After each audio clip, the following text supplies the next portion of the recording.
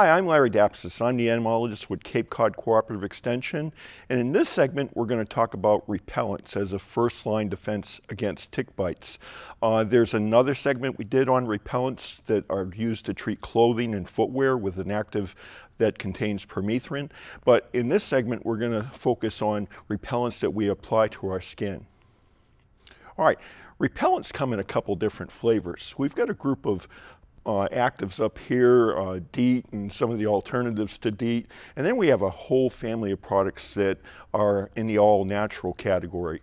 There's a big distinction between these two groups. This group up top here, those are EPA registered, meaning that if it has a label claim, repels tick bites for 6 hours, there are data on file at EPA to support that.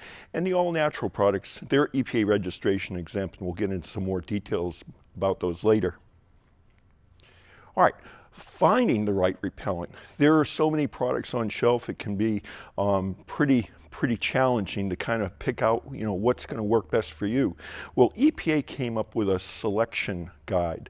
Okay, so you go to this website and you go to their homepage, and it's basically a menu of characteristics of what you want in your repellent.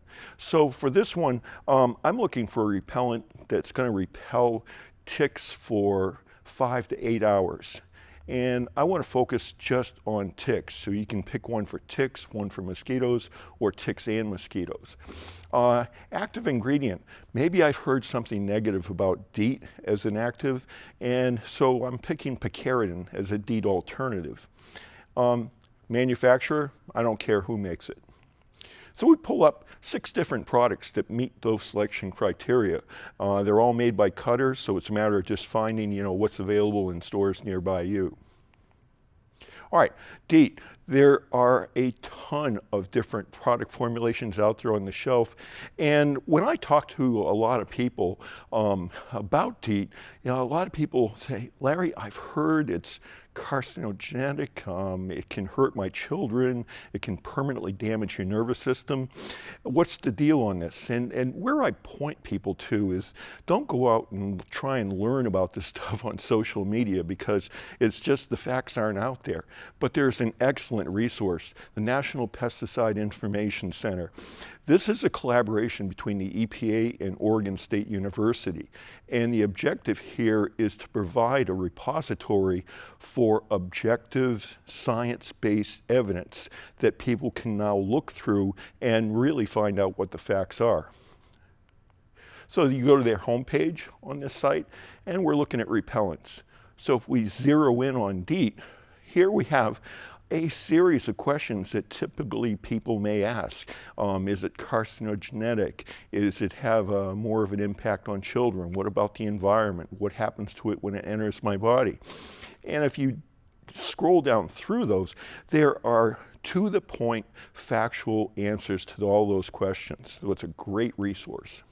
All right, so we do have alternatives to DEET. Picaridin, IR3535, oil of lemon eucalyptus.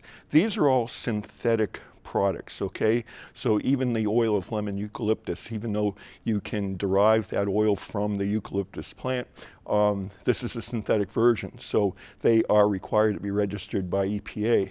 These can be a little bit confusing, and what I did was I developed a fact sheet on a guide to tick repellents, and you can find this guide on our website. So again, short and to the point factual answers on what these products are all about. All right, the all naturals. There are a slew of these products on the market, and a lot of them have product names that kind of, gravitate or influence parents' selection. So Baby Gonics, Herbal Armor, a number of things. DEET free. We already talked about the tox profile of DEET. Actually squeaky clean, but they play to people's perceived fears on these things, which is unfortunate. Now, not being EPA registered means they do not have to provide any data to show they work at all. So you might see some products with labels, claims, repels for insects for 4 hours. Not all of them call out ticks as one of the things they repel. And those criteria that they're putting out there, you don't know how those claims were arrived at. They're not following EPA protocols like you would with an EPA registered product. I came across one product that had a claim boasting that it was scientifically proven to be the best repellent on the market.